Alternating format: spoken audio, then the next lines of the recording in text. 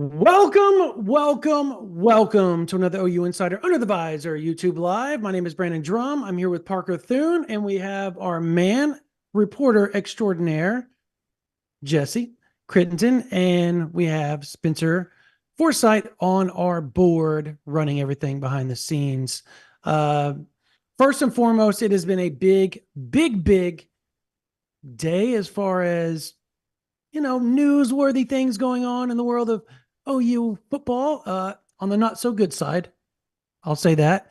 Obviously, sophomore defensive back Makari Vickers got arrested, and obviously Deion Burks was arrested on June 1st.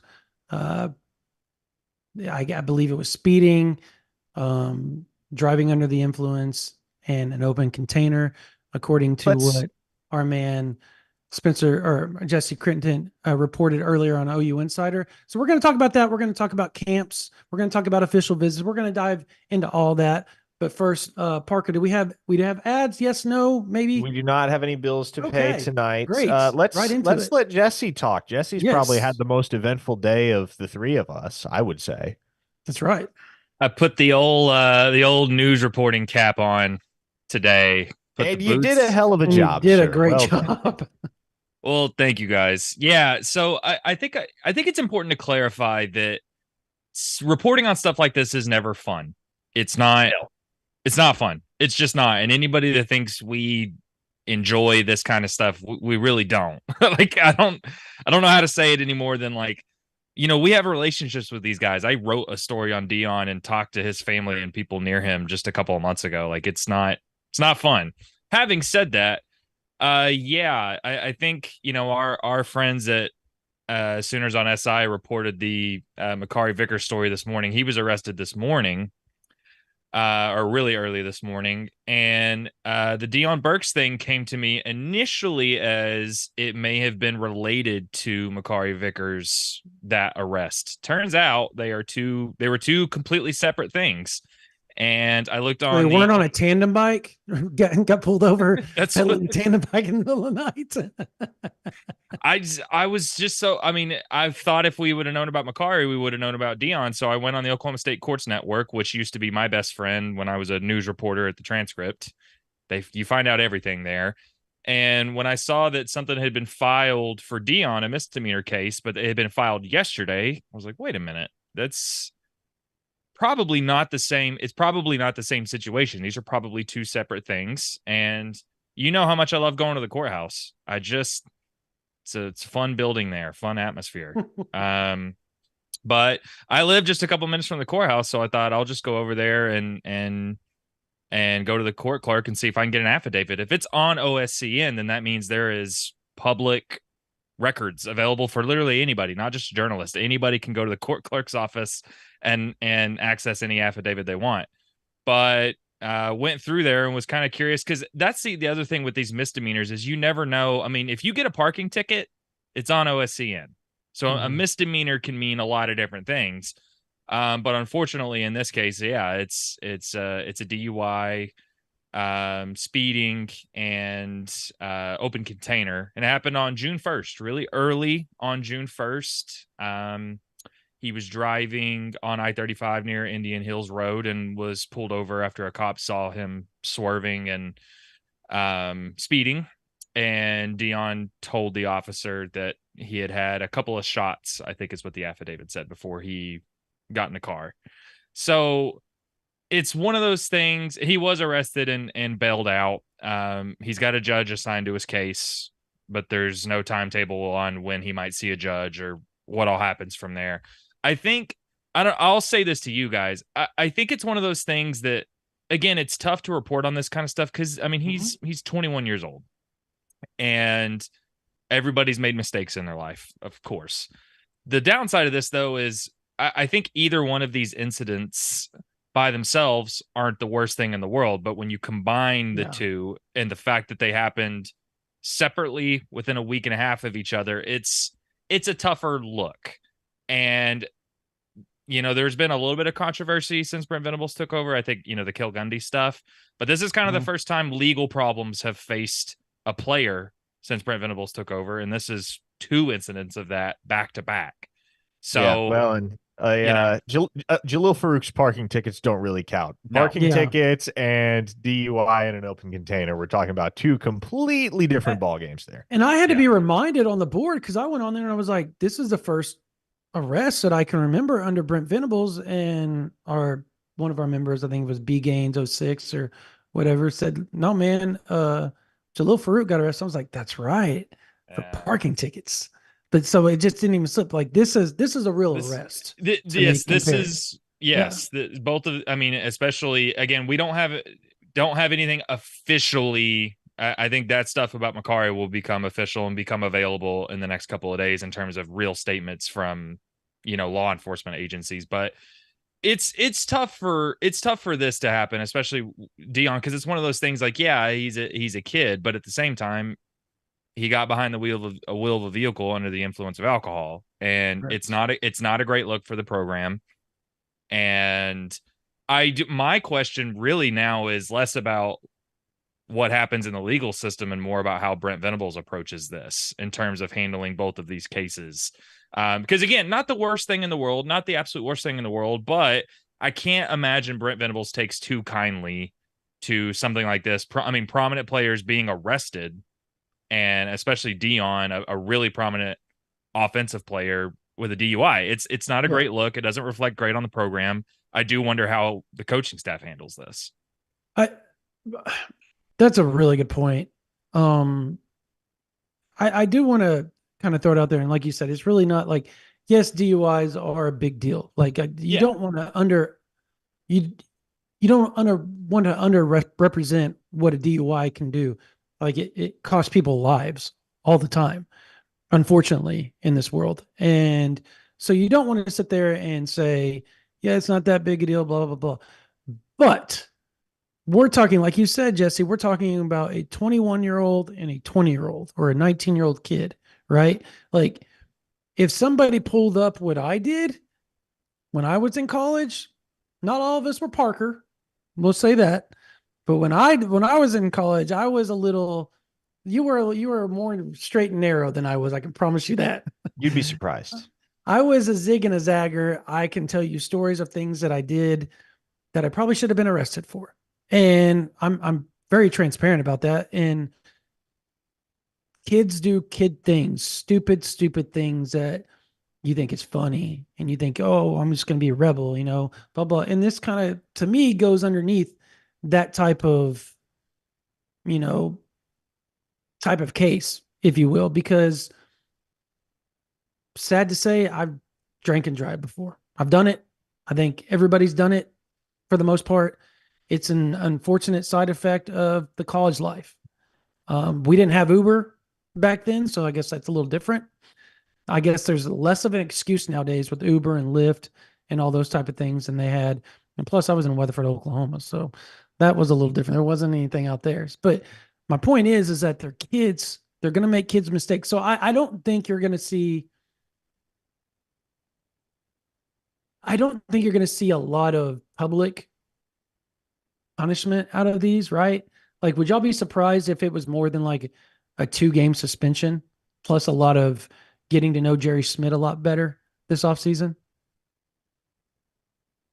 Parker, you may be better to answer this than me, but yeah, I think, and like I said earlier, I think this is one of those things that I think if this was an isolated thing, if it was only the Makari Vickers thing or only the Deion Burks thing, I think it would be a little bit different. But the fact that these are separate incidents happening within a week and a half of each other, I do think that probably puts a little pressure on Brent Venables to kind of make, I don't know if an example, but you can't have this. That's the reality is, like you said, it's not about overplaying. But is 2 games enough or a game?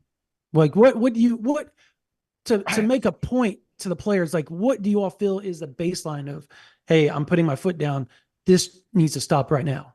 Well, one thing I think is important to remember is Deion Burks was arrested 11 days ago. Yes. So this stayed under wraps for a while. Yep. And I think especially because of that, because there was no immediate, like, I always think back to the Trajan Bridges fiasco when I'm sitting there outside Brahms watching this man's football career end in real time. There's nothing like that here. Like, it was very, very low profile. It kind of got swept under the rug. And if not for some astute work by Jesse and the random coincidence of Burks's booking date coinciding with Makari Vickers' arrest, then we may have never been the wiser about Deion Burks getting into legal trouble. So I think it's something that will probably be handled internally. And it's also a different conversation if it happens during fall camp or during the season. The fact that we're still 3 months out from, or almost 3 months out from the start of the 2024 season would lead me to believe that those two guys, well, and specifically Burks in this case, that guy's going to spend a lot of hours on the Stairmaster the rest of the summer. Yeah. And it will all be forgotten, hopefully, and atoned for, if you will, come August, and fall camp can progress as it otherwise would.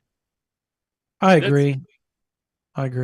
No, and that's what, and I think in a weird way, especially considering that nobody else got hurt in these incidents, and also that Deion and Makari didn't get hurt. So, like, obviously, that's the most important thing. So, taking that into consideration, I think in a weird way, this almost couldn't have happened at a better time, because, like you said, Parker, I think this is just far enough away that there are other ways to get that kind of message through to them that this is unacceptable. This can't happen. And I think it's an ideal time for Brent Venables to set that kind of expectation. And I think you can do things between now and then where you can get that message across without them having to miss games. Again, I don't want to speculate too much, but Brent Venables could also say, even regardless of if it went public or not, but especially since it went public, that we have to set a really firm example. So I don't know. I don't know if you want to I don't know if you want to speculate too much. But the fact is Deion Burks. I mean, like that's the thing, is like, it was Deion Burks. Everybody's like, well, in life, unfortunately.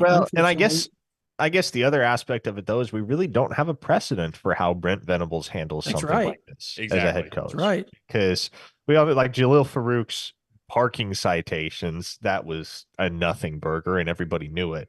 But outside of that, man, this is the first arrest that we know of that has occurred for a scholarship football player at the University of Oklahoma in Brent Venables' tenure there. We have a couple of we have to. Yeah, there you go, Parker. Mongo says should have opened to the Bad Boys song. Special shout out to Ron Vickers. All joking aside, thankfully nobody was hurt in Deion's case until Schmidt gets time with them. Correct. Yes, thankfully nobody was hurt. That is, as Jesse said, the most important thing. House Money Production says, remember, y'all, we have Soul Mission and Schmitty. And this is where it's really useful to have an organization like the Soul Mission within your football programs, because and it's not hard to look at the leaders in that building and know this anyway, but this is not something that's going to become a pattern at the University of Oklahoma. There's a reason it's been 2 going on 3 years under Brent Venables for the Oklahoma football program, and this is the first legitimate legal trouble any of his players have been in. So these are 2 isolated incidents that just so happen to almost directly coincide, separated by mere days. What are the odds there? That you go 2.5 years with virtually no such cases, and then 2 of them crop up within the span of a week and a half of one another. But when you look at the leadership that exists within this program, and you look at the presence of the folks that are involved with the Soul Mission, you come to understand that, okay, like, you're not going to make excuses for Makari Vickers and Deion Burks. They're going to be held accountable, certainly. They're going to be treated as adults, but also that they're going to grow from this. They're going to learn from this. And not only are they not going to repeat those mistakes, it's going to become crystal clear to the rest of the team that these are not mistakes that they would like to emanate. Because I have no doubt, Brandon, that Deion Burks and Makari Vickers aren't the only ones that are going to be feeling the wrath of Jerry Schmidt after this went down. Because anybody who's played a team sport knows when one person screws up, everybody gets held accountable to an extent. And that I was about to say, because I remember back in our day, my day, which was a long time ago, is you had certain players that were the DDs on those nights, so that everybody that went out and partied, you knew that you were going to have somebody there to drive the teammates to and from. And so that's where it gets, like you said, kind of a team aspect to it, right? Like, where were the teammates in this? Like, why did they let him or them get in the car and do what they did? Somebody's going to be held accountable on that aspect. And that's where it, it starts rolling downhill a little bit. And the whole team's going to probably, like you said, have a go Schmitty for a little bit to learn a lesson and make sure everybody knows what the precedent needs to be set as they go into the SEC and what the standard is. They talk about the standard being the best and that they set the standard, and that is greatness at OU. Well, we've had people in the chat saying, well, they're not serious about their career. That's a little overzealous a little bit. I think they're kids. Like, again, 19, 20, 21, 22-year-old kids. And I know if you can be drafted, you can't really be called a kid. I get that. But maturity-wise, they're kids. So, and let's be honest, like, you know Deion Burks, Jesse, you know his family. He obviously comes from a very good family. We know the Good Vickers kids. very well, Parker. Mm-hmm. Makari's a And- pastor's kid, man. Oh, my goodness, he's a these are good not kid. problem children. Here. No. Like, and that was not on the bingo card. If you said pick who's going to get in trouble, they would have been down at the bottom for me. Those two, like, dang near the bottom. So it happens. It happens. It's unfortunate, but it happens. And we're going to see how they grow throughout the rest of this offseason. I'm interested to see because Vickers has been working the camp the last few weeks. He worked the DB camp or the DBs. Yeah. I'm interested if he'll be out there. We have not seen Deion Burks yet. We have not. I hadn't really put 2 and 2 together about that until Jesse informed us that no, actually his arrest happened on June 1st. Like, 3 days before the first kids That's camp. why we haven't seen Deion Burks at camp. Yeah, I had to double take a little bit when I saw the affidavit and saw the arrest date was June 1st. I was like, oh, so not only is this was he not with Makari? This was a completely separate incident. And I think and everything like you guys just said, these are good guys. And it's hard to be in this position where your job is dependent on building good relationships with people and having trust and everything being in good faith and all that stuff. But I think ultimately, yeah, it's not about exposing these kids. It's not about airing dirty laundry. It's that this is ultimately the job of the journalist is to cover the beat you cover and cover the people within it and hold a university accountable if that's what needs to happen. But I think ultimately, like everything that's just been said, I think ultimately this is a good opportunity. Considering everyone is healthy and safe, this is a good opportunity for Brent Venables, I think, to further push that culture that he's looking to push. I think if you want to put a spin on it, that's the spin. Yeah. That's what I would say. And I will add this. If you claim to have not made a stupid decision between the years of 18 and 22 in your life, you're lying. Now, the severity may differ, certainly. Not all missteps are created equal. But even so, it's certainly not indicative of the fact that Deion Burks and Makari Vickers don't care about their football careers. No, they just made a couple of stupid decisions. And again, they have the right leadership and guidance in place at Oklahoma to have it reinforced to them by multiple people and multiple parties and their entire football circle at OU that, hey, we're not going to let this become a trend for you. Even if you have the temptation or the urge to do something like this again, no, this is where it stops right here. Correct. I mean, there's more going on than that. I would be interested to hear, Jesse, because Parker and I discussed the SEC schedule on our podcast that we released earlier this morning. Jesse, I want to hear your thought on it. As Parker likes the early games, I like the late games because I enjoy being able to watch college football during the day and then go do things. When it's an 11 a.m. kick, it feels like you only get to watch like the second half of the night game after you're done with everything. I mean, it's a long day, right? podcasts and write-ups and post-game pressers. And I mean, the thing I like about the night games is BV takes forever to get into the press room regardless, but night games, that dude gets in there much quicker and we're out of there much quicker. So I prefer that because I'm going to be up till 2 a.m. anyways. I'd rather just be working up to that point and then just go to bed instead of, well, I'm just up because now I'm just up. You know what I mean? So that's my point of view. But on the other side of it, there's only 2 11 a.m. kicks, bro. A whole new world, as they said in Aladdin, right? It's a whole new world. Well, and they might I'm be excited noon. about that. They might be Yeah, noon maybe even kickoffs. noon. That's even better, right? Like you get that extra hour. You don't have to wake up at 6. You get to sleep till 7.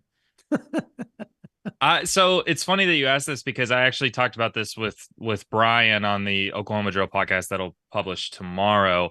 I said I basically have 2 different viewpoints on this. One is a media person and one is a fan. If I'm a fan, I like morning kicks. I just do. I hate having to wait all day for my team to play. Even when the Thunder were playing the Mavs a few weeks ago, those games being at 8:30 killed me. Yeah, that was brutal. Hated that. Yeah. So as a fan, I like to be able to get up and the game is happening that morning, and then I have the rest of the day. If I want to watch the college football the rest of the day, I can do that. What about If the I want to tailgate part? Don't you enjoy the tailgating throughout the whole day? You can watch all Come on, college biscuits football and while you're gravy at the tailgating. tailgate, Brandon. Let's go. A little Come on, brunch man. action.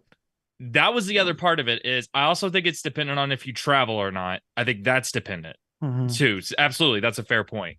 And but biscuits and gravy at a tailgate, because you think like burgers and stuff, and there's nothing wrong with that. But man, breakfast food at a tailgate is the best kind of breakfast food. Yeah. I would say though, as a media person, I like the later games. Agreed. I don't love showing up at 8:30. I don't. I'm just not a super And early. not leaving till 8:30 Yeah. because Brent took 3 hours to get into Yeah. the press room.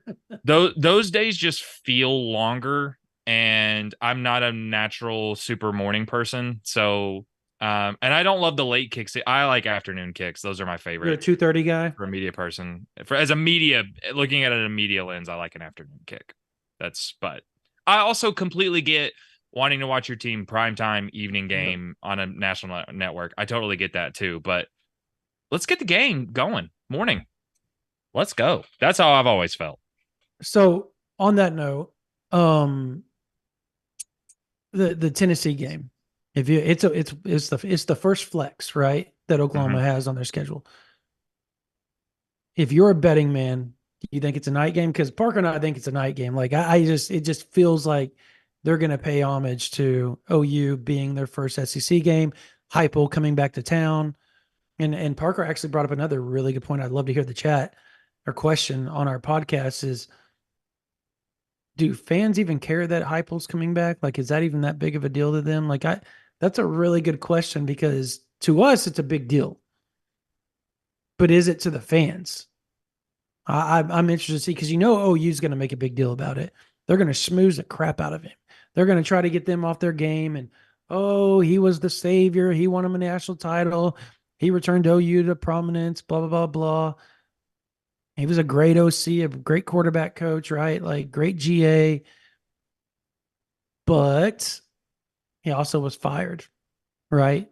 So he was the lightning rod of the fan base for a while, man. while. They loved or hated him. Oh, he's a genius. Oh, now we hate him this week. There was no middle ground with Heupel as an OC at OU. So I'm really interested to see because in my heart of hearts, I still think if BV decides to leave down the road, I think if he's still doing a really good job at Tennessee, do you call Heupel and ask him to come back? Do you call the golden child and say, come home? I guess that would be Jacob, right?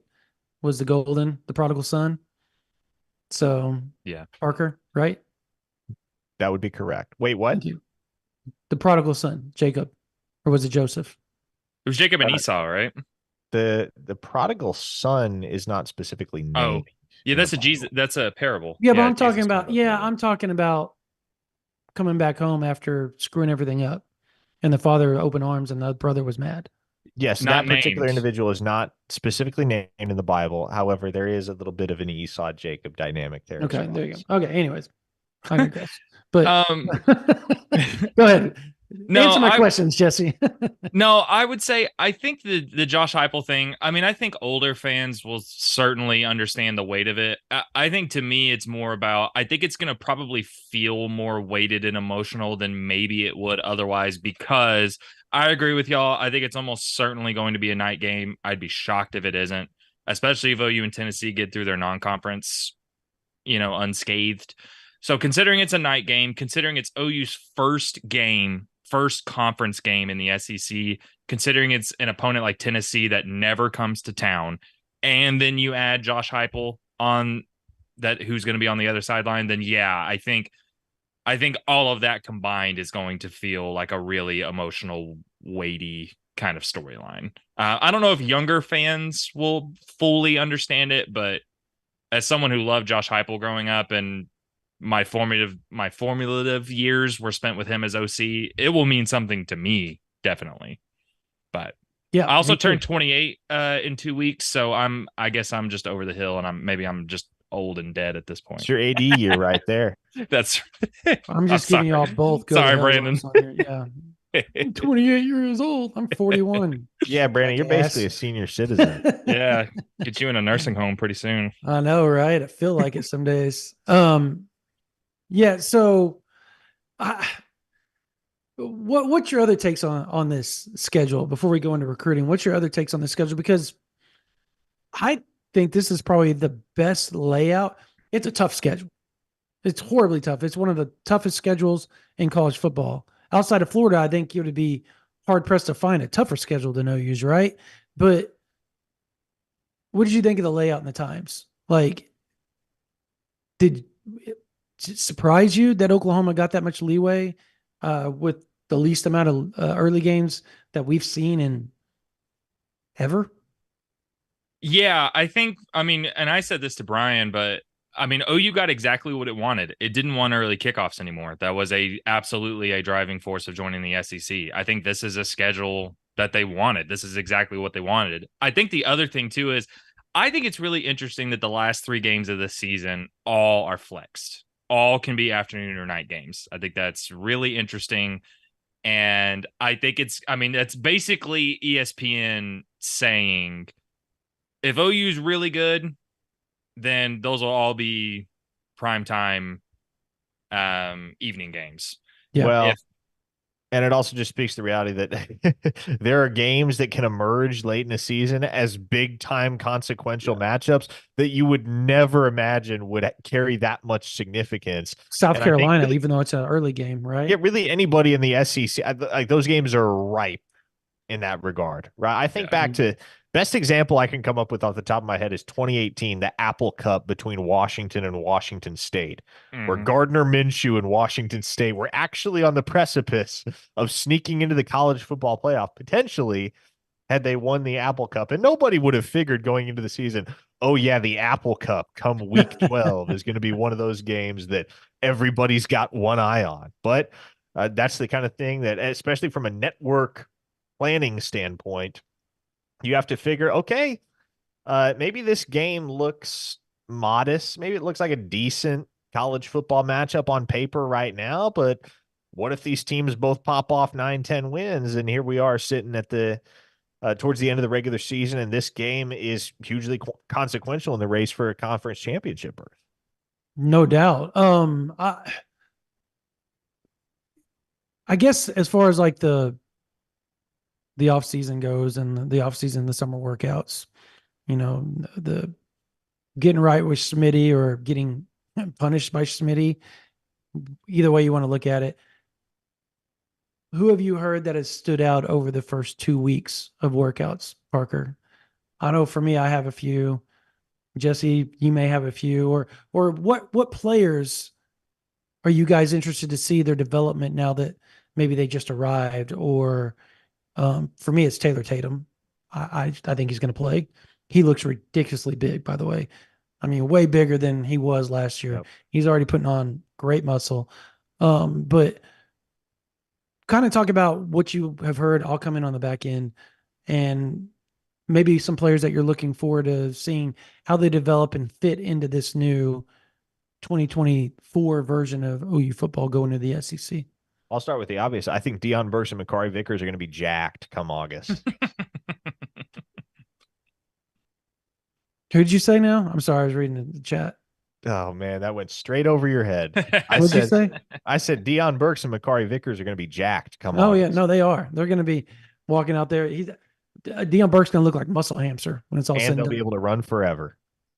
90 snaps a game. Shoot, they're not going to catch him anyways if he gets out in the open. So Did get to see better be Taylor in shape. Tatum at camp, and man, he does look awesome. Stupid strong. Yeah. So does Gabe Salchuk. Yeah, Holy man. crap. Yeah. Holy crap. He's built a little bit differently than his brother, that's for sure. Yes. And not to say that his brother isn't well built, because his brother does have good makeup for a running back, but Gabe's just different than Gavin in the sense that he's a little bit taller, a little bit bulkier, different style of physique, different style of running back. Did Ethan Downs look trimmer to you? But like bigger, but like trimmer.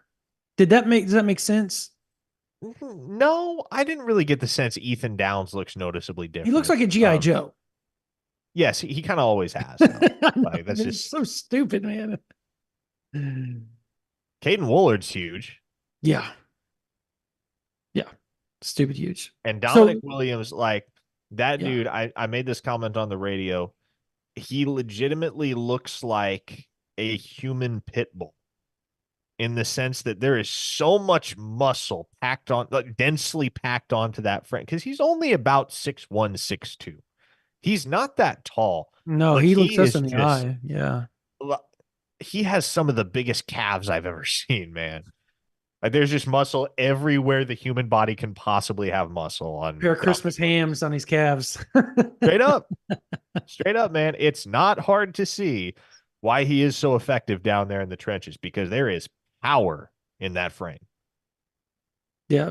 What about you, Jesse? What are the players you're most looking forward to as far as, their development this offseason and potentially competing and having some production this season for OU that may surprise some people? Yeah, I'm glad you mentioned, just in terms of curious how they look, especially when fall camp starts. I'm glad you mentioned Taylor Tatum, because to me, I do think kind of by default, it's easy to overlook the summer, the guys that enroll in the summer from the previous, from the incoming freshman class, because we don't see them during the spring. So I think it's easier to forget about guys like Jeremiah Newcomb and Eddie Pierre-Louis. I think Eddie Pierre-Louis is a guy that I'm really, really, really curious to see how he looks, especially once fall camp starts. When you think about the offensive line, you think about, he's coming in at, he's above 330. How big does he look, and what do they do with this time in the summer with him? How do they get him? I don't know if you guys seen anything from him. How does he look specifically? He looks very similar physically to Dominic Williams. In that he's just big and wide and not super tall. He's definitely going to be an interior guy, and I know he played tackle in high school, as a lot of those guys do, but he's just not tall enough and long enough to play tackle at the collegiate level. He will be a dominant guard, or perhaps a center in my mind, just because similar to Dominic Williams, there is so much power in that frame. And we know how quick he is, how agile, how fast he is, how just outright fast the guy is for being that size. So there's a lot to like about Eddie Pierre-Louis. Now, does he play in week one? Or I'm sorry, not year one? Probably not. But certainly a guy that you would expect by fall camp in 2025 is at least making some noise for one of those starting jobs on the interior. God, I've got to real quick. Sorry, I've got to watch. So earlier on the podcast with Brian, again, that publishes tomorrow, we were talking about softball portal. And for some reason I said Isaiah Kennedy instead of Nigeri Kennedy. Don't know why. Have no idea why I said Isaiah. Literally, it's not her name. Don't know. Wasn't thinking about anyone named Isaiah. Not even really close to her name either. No reason. So I was thinking about that when I said Lewis instead of Louis, and I know it's Louis, but something with me and names recently. It's just Brother, it's join not the all clicking club. there. Join the club. Yeah, I get, Brandon's been calling Branson Hickman Bronson Hickman for the last 2 months. and you Brian never still- corrected me. Yeah, I finally figured it out. But yeah, it is what Bri- it is at this point. There's no going back. And Brian correcting still that. can't say PJ Adibawara. He still can't say his name right. Oh, neither can I. Yeah, you PJ can. Anyone? PJ Adibara. Oh, I did it. Hey, Oh. there we go. And I probably couldn't do it twice in a row. PJ Adibara. I guess can't. So Dud Dundee's asked a question. I'm gonna get your question here in a minute, Dud Dundee's. But for me, as far as like guys like at the camp, other guys that I've noticed, like that you can kind of see that their bodies changed a little bit. Like Jaden Jackson came in and he looked phenomenal to begin with. And he was close to 300 pounds, 297 during spring ball. He is a behemoth of a human being now. He is every bit of 305, probably between 305, 310 right now. And it's great, great muscle. Like you can tell that it's his Samoan background that he is just putting on that muscle and that weight, the way. And he said it when I interviewed him that one day. He goes, if they were going to ask me to cut, it'd be very hard. He goes, but I can put muscle on and weight on so easily. He goes, I'll be close to 310, 315 by the time the season. And he's getting there very quickly. So is David Stone. David Stone looks great. Looks great. I would even go and say Nigel Smith looked very slender in comparison to others during the springtime, but he is putting on better and better weight by the day. I'm really interested to see how he kind of progresses during the. I don't expect him to just come out and just hit the ground running and contribute from day one as the season starts. He'll probably get some playing time first few games as though he's kicking the crap out of people, but I don't expect him to be like it's 4th and 1 in the third quarter and OU's up 3 and they got to make this stop. They're not throwing Nigel Smith in there, right? They're probably throwing David Stone, Grayson Halton, and Jaden Jackson in there at that point with Dominique Williams. Like that's going to be your defensive tackle rotation, nose tackle rotation, along with Dejon Terry. And so I say that because he has the genetics to just be a freakishly big guy with his dad, right? His mom's not very tall. As a matter of fact, it's kind of funny to see Nigel Smith's dad and mom because there's such a juxtaposition of height. Yep. It's crazy. But he has a chance to just be really special as far as his frame goes. So I've noticed that. We've talked about Taylor Tatum, Peyton Bowen.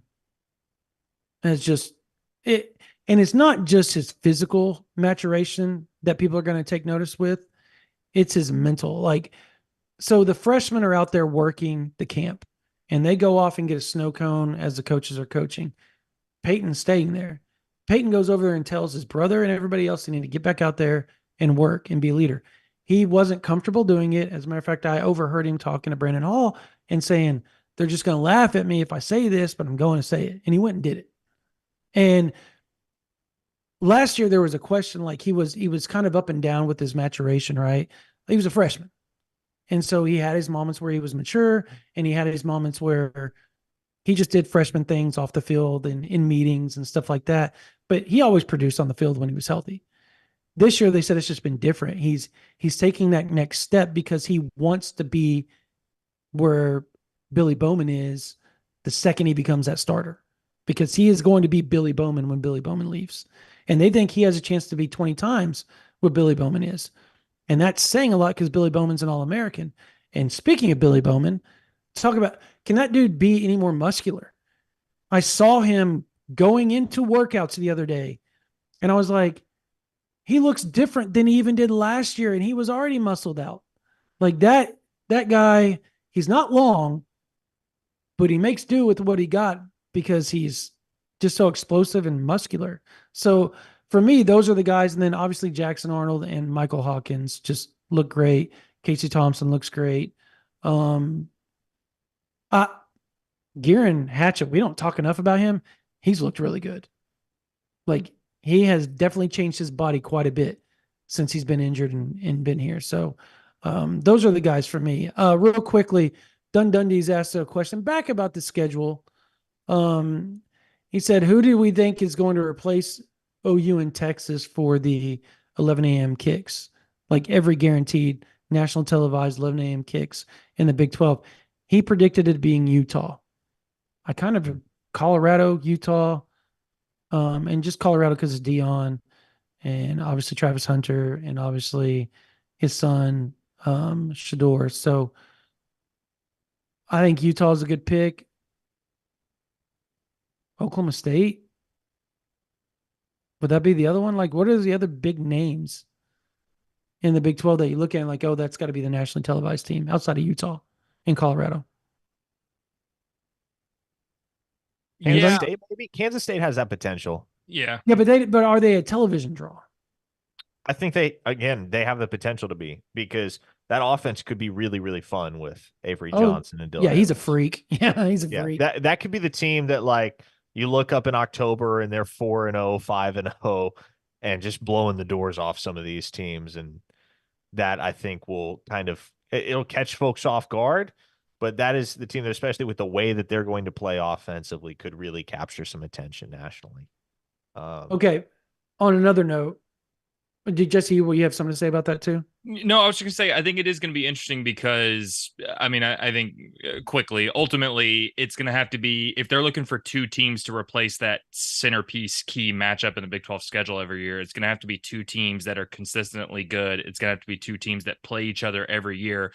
And it's going to have to be two teams that that play in a time zone that fit what the Big 12 would deem ideal for a morning kick like that. So I don't know. And I do think it's going to maybe has to be something that develops over time. So the Big 12, the next few years are going to be pretty interesting for Big 12. Totally agree. And he asked another really good question, somebody we haven't talked about probably in months. And it's at a position that is completely loaded at linebacker, right? Like linebacker is 3 deep across the board, just stupid talented at Oklahoma right now. And it's going to be that way for the next 3 years because they're young. And he asked a good question about one of them. What's up with Phil Picciotti? Like, what's going on with him? Like, I never hear him brought up, to be honest with you. Like, nobody ever says, oh, Phil Picciottti's just being amazing right now. And he's still working back because his he's been injured. was early September or mid-September, if my memory serves me correctly. So he's 9 months removed from that injury. So, Phil Picciotti, I got asked about him the other day. He's going to face an uphill battle, as will many of those young linebackers, to try and see the field with how stacked Oklahoma already is at that position. Brandon, big official visitors coming in this weekend. Big ones. Now, the ones that command the headlines are the two national top 25 prospects on the offensive line that Oklahoma is going to be hosting, Michael Pasusi and Ty Haywood. But Elijah Melendez, man, really, really intrigued by this one. We talked about it on the podcast last night. If the Sooners could flip Elijah Melendez, major statement not only for Brent Venables, but for Zach Alley as well. Mm-hmm. Huge. Obviously committed to Miami right now. Has Ole Miss. He's visited. Who did he visit this past weekend? I forgot. Who was it this past weekend? Ole Miss this past weekend. Okay, but the one before that, excuse me. Auburn, correct. So Auburn, Ole Miss, those are the two teams. There's quiet confidence right, like in Norman right now with Melendez, and rightfully so. But the thing you have to watch is, Parker, you and I discussed this on the podcast, is he's really good about telling people, what they want to hear a little bit. And when you think about the 4 teams that he is interested in, and Jesse, you can chime in this because I think you're going to be able to answer it really quickly. What does Auburn, Oklahoma, Miami, and Ole Miss all have in common when it comes to recruiting?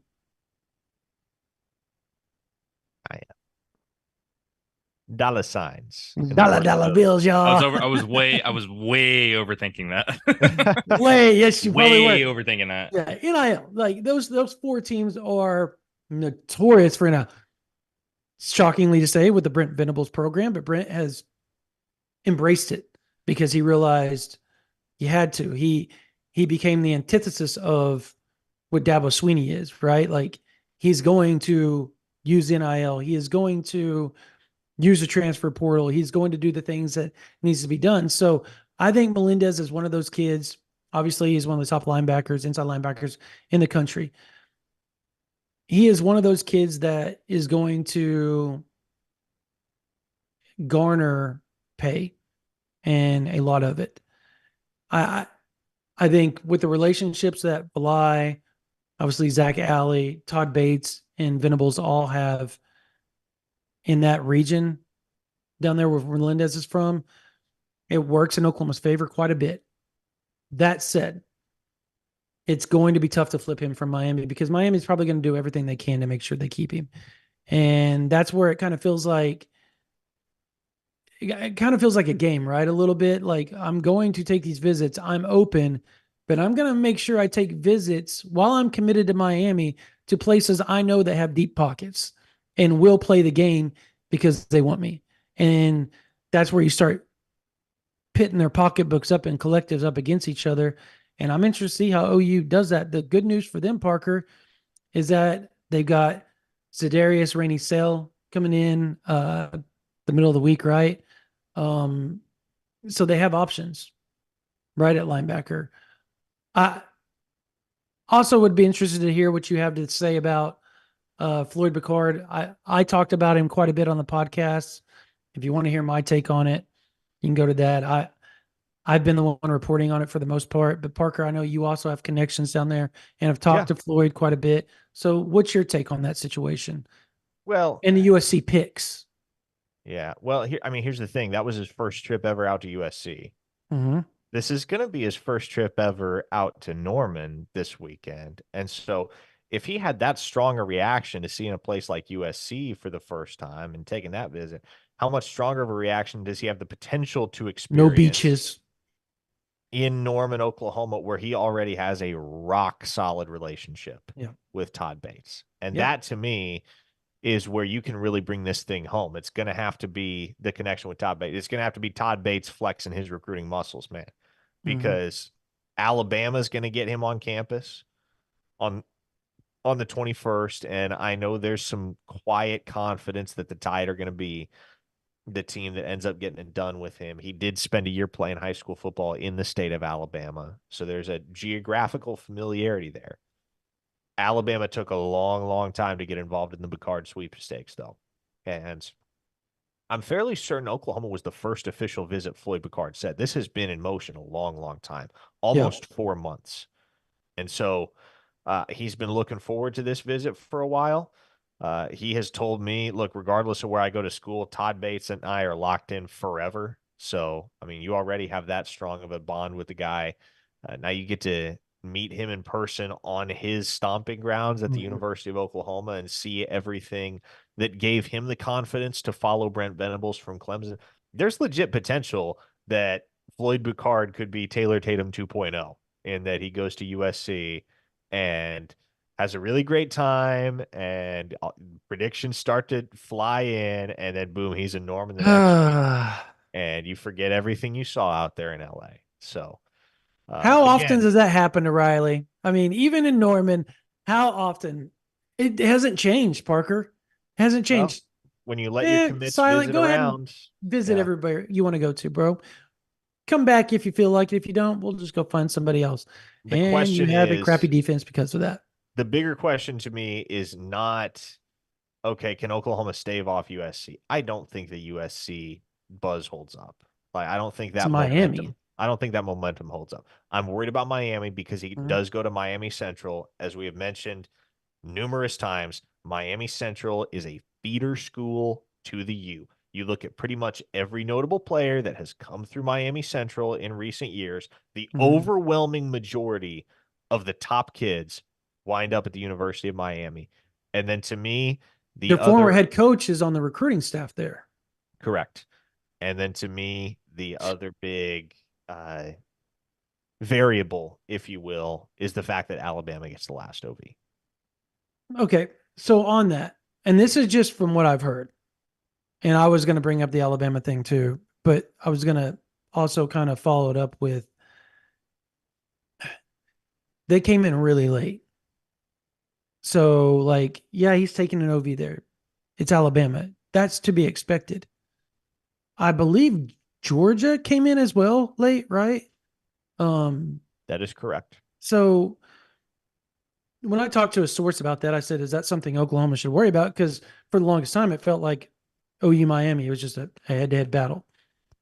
But their exact words to me, and this was literally a week and a half ago, he's going to visit Alabama. But he's telling people that they've got a lot of work to do because they came in late. So they're trailing these other schools. I think that is it's Alabama, so it's something to watch. And if Nick Saban was there, I think you look at it and you go, oh crap. Right? Nick Saban's not there anymore. And I'm not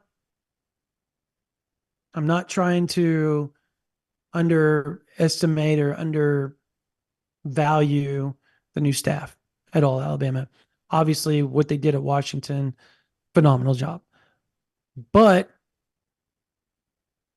the GOAT was coaching there for years. And when he wanted a recruit, he got the recruit 95% of the time. Brent Venables and Todd Bates are notorious, strong defensive recruiters. Todd Bates has been on a heater in 24 and 25. You kind of would bet your money on Todd Bates in that situation. But as you said, when it comes to Miami, they got Jason Taylor as their defensive line coach. So that's something to be said there, right? Like that's hard to look past. And Jason Taylor is very well respected. He was literally going to Alabama before everybody left and Nick Saban decided he was dipping out. Like, so there was that. I still think it's going to end up being OU Miami at the end of the day. But if OU can pull Floyd Bacard, who Parker and I think is going to end up being in the top 250 when it's all said and done, that is a huge get for OU. His ceiling, as much as I love Trent Wilson, I think Trent Wilson has a chance to be an all SEC player, be a day 1, day 2 draft. Floyd Bacard has like top 15 level talent. Like he is ridiculously raw. Every camp he goes to, he wins the MVP. And yet he's just slowly but surely creeping up into it because he moved down to Canada and has been kind of Johnny come lately on the scene, right? Like he wasn't that big name up until camp season. And then all of a sudden blew up. But what was the first school that went after him? I mean, the first What was the first Boston big College? school? No, first big school that really pushed and First big school was absolutely Oklahoma. Thank you. And I remember at the time there were people like, why are we offering a kid? There are Sooner fans on the board. They're like, why are we offering this Boucard kid? Look at the rest of his offers. Well, yeah, now you loop around and you see Floyd Boucard with an Oregon offer and an Alabama offer and a Georgia offer and a USC offer and a Penn State offer and pretty much every big time offer imaginable. Yep, Todd Bates knew what he was looking at. Yeah. Not trying to flip the script. I'm just sitting here reading the chat, and there's a lot of Jaden Nickens talk because people are talking about him being a jerk and all that. I'm like, it was on our board. Somebody said that he's been problem. He's not a bad kid. As a matter of fact, he's a very, very good. Parker, you can vouch for this. He's a very good kid. Is he cocky? Hell yes. He's a basketball player. He's a basketball player. The dude has P5 offers or P4 offers in football and in basketball. You better be cocky and confident if you're that good. You better Jesse be. didn't have P4 offers coming out of high school, but I guarantee he was the same way. Oh, yeah, man, right. You guys should have heard me. The things I said getting canceled today. Oh my gosh. Yeah, but I might have only averaged 7 points a game, but that didn't stop me. You slap that bass hard though, don't you? The He's dude the can play the guitarist. bass. I'm the bassist. You're guitar. You're the bass. Yeah, yeah. Well, regardless, Jesse plays in a band, and he's a very good musician. So that's where he's cocky and confident in. Yeah, the kid's great. Like he's everybody, he plays for Center 7. I'm with him in every tournament. Plays on the older kids over my kid's team, and he treats my kid like gold. Loves him. My kid loves him. All the coaches love him. He's had a very tough upbringing. People don't understand that, like, the men in his house are kind of non-existent. So there are people helping him. He is not a jerk. He is going to be a fine, upstanding human being as he goes through his life. I hate when people just throw off of what something they heard and they just kind of throw darts and a blanket statement about a kid and they don't know what they're talking about. So that is what it is. But the whole Jaden Nickens thing, he's not going to OU and he's not a problem. The problem is that he wanted to play both sports in college, and that's why OU let him go. Period. That's it. Not a big deal. Anyways, Center Cowboys, Jonah Williams, don't even hold your breath. It's Amari and Robinson are bust as safety, and I like OU's chances. So you're saying Amari and Robinson over bust? Yeah, probably. Yeah, I guess. Yeah. I mean, it's either that. Well, they've already got one committed, right? In Wimberley, they only need one more, and it's at that point. Who's Oklahoma's last linebacker take in the class? Who do you think it is right now? Melendez? That would be my guess right now. Same feeling, man. Like and look, it's not intel based, just to be clear. I know how strongly people in the Switzer Center feel about Melendez, and I kind of get the sense that, similar to Dominic Williams, that might be a guy for whom they are willing to unload, as it were. Mm-hmm. Yeah, I think OU is going to do what they got to do in Iowa-wise now. Like, that is no secret. Like, they're going in and they're going to try to swing for the fences as many times as they can, particularly in the first 2 years. The reason you do that is because, one, OU doesn't have to overpay. That's number one. But if you want to make sure make sure you are 100% getting the guys that you're going after, you're going to pay more than everybody else to start. As OU starts to solidify themselves within the SEC and make more playoff runs, you don't have to do it, because now you're going off of your production and your development and what you've put into the league. Like, that's why Todd Bates gets what he gets, right? Because he's developed so much talent in the NFL that kids are like, I'm going to go play for that guy. So there's that part of it. Christian Jones is the other guy that I would probably sit there and say, will they push for him? He's taking an OV, like, that's the other one, Parker, and you would know more than me on that. So I'll defer to you. I'll put it this way. The only thing that's been holding me up from a future cast to Oklahoma for Christian Jones for the better part of a year has been, how interested is OU? To me, it's never been a question of how interested Christian Jones is. He wants to win. He wants to be developed. He knows who Brent Venables is in that regard. It's always been a question of, will Oklahoma, if it comes down to it, will they take him? Will they be willing to make him a priority and lock him into the class? Mm-hmm. That's kind of what I've been unsure about. And it looked like they did have their sights set elsewhere for a long, long time. And things fell through with Dawson Merritt, and lo and behold, Christian Jones is back in the picture. So yeah, that's what I'm watching closely going into June 21st. The other question I would ask is, and somebody said, what's wrong with Jesse in the chat? He's watching the NBA finals over on the side. Yeah, sorry. That's what he's watching. I thought it was over and the Mavs are. No, you're good. Back. I have it on over here. I have my eye. I keep looking over here to the left, like every now and then looking over there. A good question was just asked just a second ago by Nick. Ironically, we were just talking about another Nick. But this Nick asks, and ironically, he's asking a wide receiver question, so that makes it even more funny. What's OU's chances at this point with Marsh, Quincy Porter, and Cortez Mills? Think we get Mills this weekend? ? Okay. The Andrew Marsh thing is kind of an enigma to me, right? It's going to stay that way. Yeah, it's a weird deal because, and I don't want to say too much, but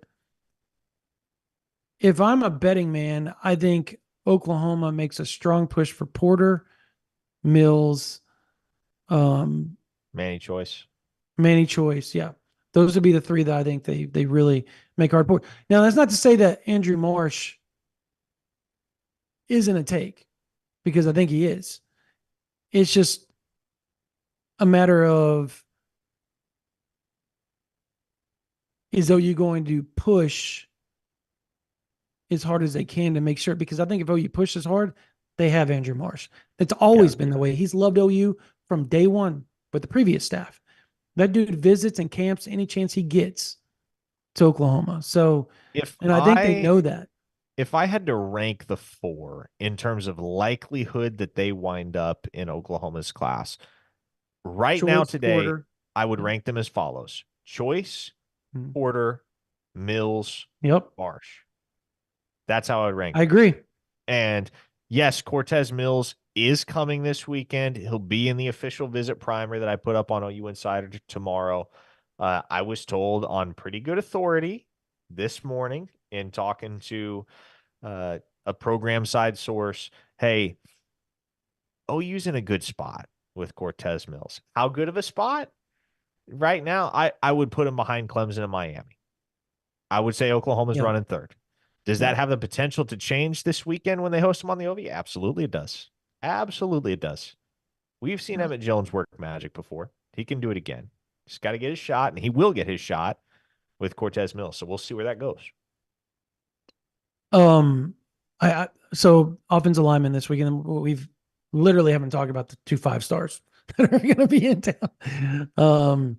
So you got Ty Haywood, and obviously you got Michael Fasusi, right? And then in the middle of the week, on Thursday, Friday, and Saturday, you will have Lamont Rogers in town. So the next 7 days for Oklahoma, as far as offensive tackle recruiting, is peak, right? So we've talked about this. Oklahoma's going to get one of the big four. That's the expectation, as long as things stay chalk. Let's say Andrew Babalow is obviously going to visit Oklahoma on the 21st, right, for Champion Barbecue. But there's a lot of buzz for him in Stanford. If he goes off to Stanford, when everybody has had the expectation that Babalow is either going to Auburn or Missouri, now things are kind of flipped on its heels, right? Like it's a completely different dynamic. You expect Missouri to get one of them because they're going to pay outrageous to get one of them. That's just what they're going to do. And then you expect Oklahoma to get one of them, right? They're going to pay because that's what they're going to do. They're going to get one of those tackles because they have to have one of those tackles. And then they're going to try to solidify things with Afalava to finish off the class. Like that's where their head's at.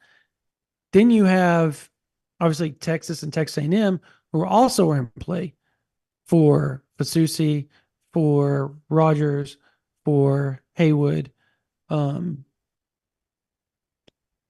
It gets really interesting, Parker. Very interesting.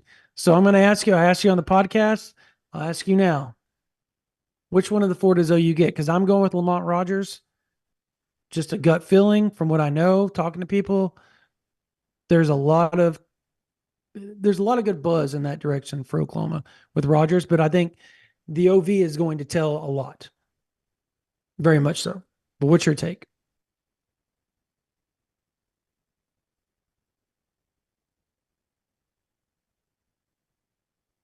Silence? I'm sorry. My brain just went completely blank. I just had a senile moment. I had a Mike Steely moment. You had a Isaiah Kennedy moment. Isaiah Kennedy moment. Yes.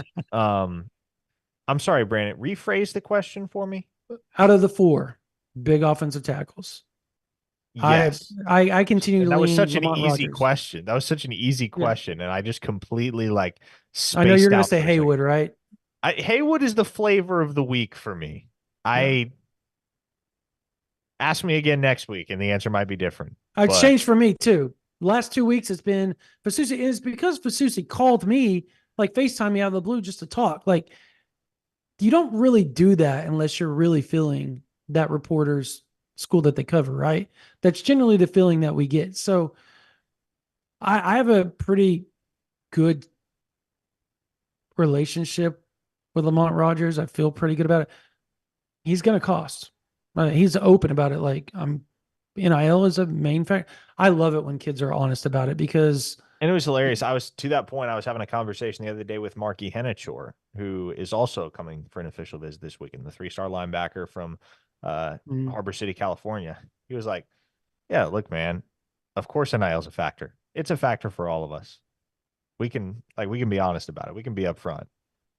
And I love that because hopefully we can all get to a point where we can engage in that type of discourse like adults and not have to skirt around the fact and evade the fact that NIL matters for every single one of these kids to a certain extent.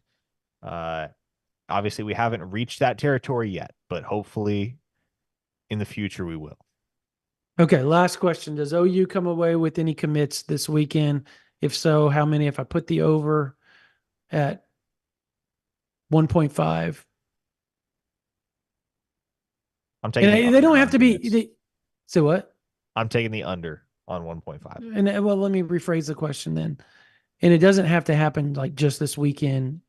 Like, of the visitors, how many do they end up with? 1.5 or more of the committed ones? Would you go over, under, come August 1st?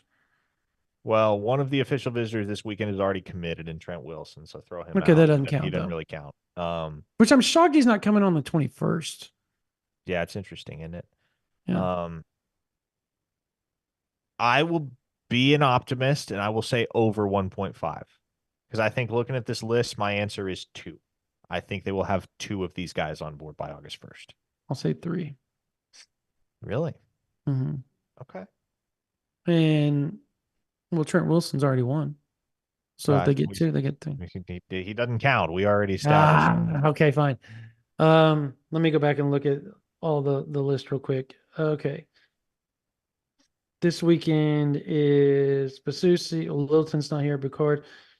Yeah, I'm gonna still say, because I'll say this. If I had to pick right now, I think Oklahoma ends up with Rogers, Boucard, and Melendez. That'd be my 3. Okay. And that's just me.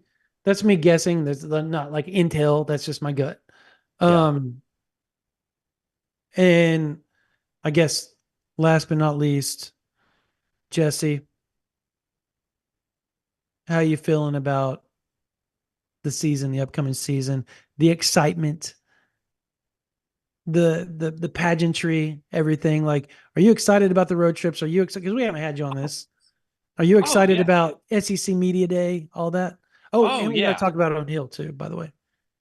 Oh yeah, I hate that we're still a month away from SEC Media Days. I mean, this upcoming season will be my 4th season covering OU football, and I'm way more excited for this than I've ever been, and I've always been super excited. Same. But oh my goodness, going to Ole Miss and going to LSU and Auburn. Auburn. This is going to be, and even the home games, and that's like I started putting my list in order for my schedule series that I do every offseason, ranking each game on the schedule by how difficult it is, how important I think it'll be, fun, all that stuff. Last year, it was so easy with the Big 12. This year, I was like, oh my God, is Tennessee going to be like 5th? Is it going to be the 5th game on this list? But then I was like, am I going to put it ahead of LSU or Bama or even Missouri or Texas? I was just like, oh my goodness. So anyways, I cannot wait, because you know why, Brandon and Parker? You know why? Because it just means more. That's right. Just like the arrests mean more, everything just means more. They actually mean less, to be quite honest. That's not as catchy. That's not as catchy. That's true. But they mean less is more in the SEC whenever you get arrested. You just kind of throw it by the way. So it's all right. We'll see you out there on August 31st. You're good. You're good to go, bro. All right, real quickly. Camp tomorrow, Parker. Jaden O'Neal is in town. I'm excited about it. 4-star, top 100 quarterback 2026 class. He is big camper number 2 for Oklahoma as far as offer guys in 26. They've had big campers 27, 26, but Darion Coleman was number 1, Jaden O'Neill number 2. Jonas, not to be confused with Jonah Williams, is going to be next week coming down from Illinois. So those are 3. Oklahoma wants to see them. Brent Venables wants to see all of them throw in person before they make the final decision of which one they're going to push and take, because OU leads for all 3 right now. So the narrative that Latrell can't recruit is already flushed. I don't think that was ever a narrative. Well, there was people that were questioning if he could recruit quarterbacks like Levy and Riley. There were people out there. I saw it on our board, plenty of them questioning. They were worried about it. And at this point, like, this is no shade on Latrell, because obviously he's a dynamic guy with a really great personality. But the program, to an extent, it's a lot more about Oklahoma right now than Latrell as an individual, because every single one of these kids at 16, 17 years old, we've talked about this, all they've ever known is the highest degree of excellence at the quarterback position for Oklahoma. So if I were Oklahoma's offensive coordinator, I probably couldn't recruit as well as Seth Latrell, but I'd still be able to recruit because the school has set me up incredibly well in that regard. I totally agree. Hey, Center Cowboys, stop talking about Jonah Williams. It's not happening, homie. Just go ahead and forget that name ever existed. So it ain't happening unless a miracles happen. This one would be a miracle upon miracles the way things stand right now. So what other visitors outside of Jaden O'Neill are you looking forward to tomorrow as far as campers go? There's a ton, by the way. Particularly There's a 27. lot of talent. There's a lot of talent. Peyton Houston is a guy we've talked about extensively. Oh, he's going to be there tomorrow. Yeah. Yes. Yep. That's going to be right. Fun. Maxwell Robinson, 2026 offer at offensive line out of Derby, Kansas. He's going to be in town. Excited to see him in action, especially because he plays tackle right now, but similar. He's a guy that's going to kick inside. He's not tall enough, and he may get there. A really intriguing 2026 in-state cat, Cord Nolan from Bixby. He's got a couple of P4 offers. I believe Kansas and Kansas State have both offered him. So we'll see how he looks. Alex Shield Knight is going to camp. We'll get to see him. Awesome. And then, who else? Who else? Is there anybody else? There's a bunch. I guess the Roderick Cizeno kid from Louisiana. I was about to say, Yep. I was about to say him. Does Peyton Houston pick up an offer? I think he does. Yes.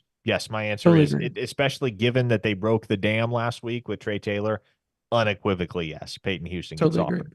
And I'll put it to you, and Parker can vouch for this. We got to see them and talk to his family at the Rivals camp, and he was at OU last year as well, camping. Outside of LSU, Oklahoma is it for Houston. Like, he loves Oklahoma. So that offer is going to have some meaning behind it. It doesn't mean we're projecting to go to OU. If the offer happens, OU has a very, very, very good chance to get Peyton Houston, and he will be one of the top 5-10 quarterbacks in the country in 2027, easily. Anyways, all right.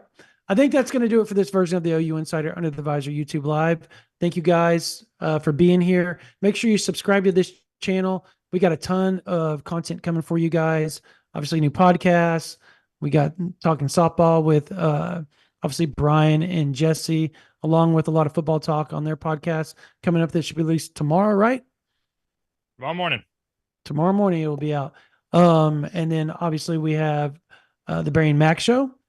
Love their podcast. It's an amazing podcast. Love that they're on with OU Insider. You get that right here on the OU Insider YouTube page. And lots of other content, camp videos. We're going to have highlights from the camp. We're going to have B-roll for our podcast from the camp. It's going to be a good time. So make sure you're right here on OU Insider. And any interviews will be right here on OU Insider YouTube. Also, for all the Insider content, big visit weekend starting this weekend and next weekend. Big weekends for Oklahoma. Make sure you're on OU Insider VIP. $9.95 a month or $99.95 will get you a whole year. So $9.95 will get you a year or will get you month to month. Give us a try. I think you'll love it, particularly this time of year where the news is rolling. June and July is June's visit month. July is commit month. So there will be a lot of news flowing, a lot of ups and downs, roller coaster. And if you want to know what's going on before it happens, we'll have you covered on OU Insider VIP. Jesse bringing the news. He broke the news on Deion Burks today. Then you have obviously Brian Clinton doing his thing, Parker, myself. We got it all over there on OU Insider VIP. And then Brody Luss just killing it as far as basketball recruiting goes. He has been on top of it, beating everybody to the punch as far as who's OU's looking at, the roster. Porter Motor's actually building a decent roster. It's actually quite phenomenal compared to what it looked like not just a month and a half ago. So lots and lots of stuff to talk about over there on OU Insider VIP. Plus, you get to communicate with us and you get to talk with thousands and thousands and thousands of other OU fans that are just like you, that want to be in the know and know it before it happens. All right. Thank you guys so much. For Parker Thune, for Jesse Crinton, for Spencer Forsythe, my name is Brendan Drum. You guys have a blessed day.